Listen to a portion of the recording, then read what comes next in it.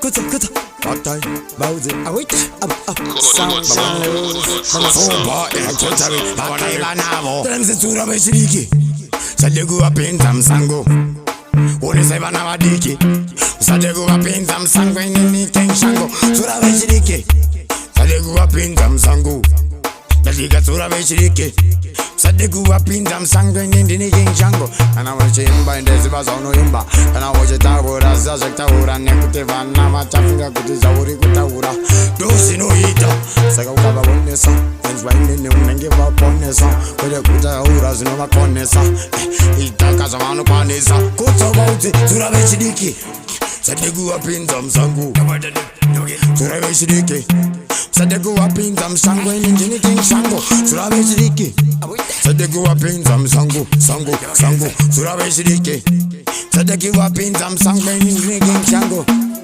Youths of today are the leaders of tomorrow.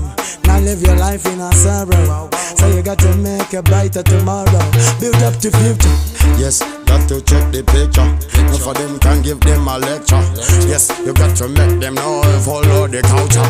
Ukawatura, ninge wabaonesa Nde wabagonera, kana ukawafura Jere, fungiva change varepere Inwano kuterera, avambo kuterera Saucha taura no terera Pa ori ndo papa change vakoperera Inde zinu saku yendera Tura beshiriki Sadegu wapinza msango Tura vanadiki Sadegu wapinza msango Tura beshiriki Sadegu wapinza msango Tuhura iwan wadiki Pari mchiki mzaba ite siki Sadegu batakate nefuti Mindesa igu skoro Mafunge bagazirire yupenye Bagopinda mforo Bagonzinya zimze shikuru Sancho zine msoro Kuti bagazire zimzhavo Bakurisha kanaka Shisinga zomboda kanyeka Vagurungika vasazoporungika Vagoneka Vachidzoka ndefutikana Vaita zvenyu zvavo vachitenda vaitirwa Na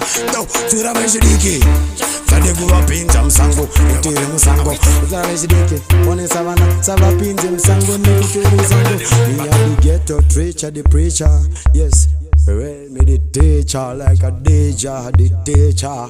Yes, you don't know. Yeah, the members of the youths of today are the leaders of tomorrow, you know. Make them know. Full bar and catering.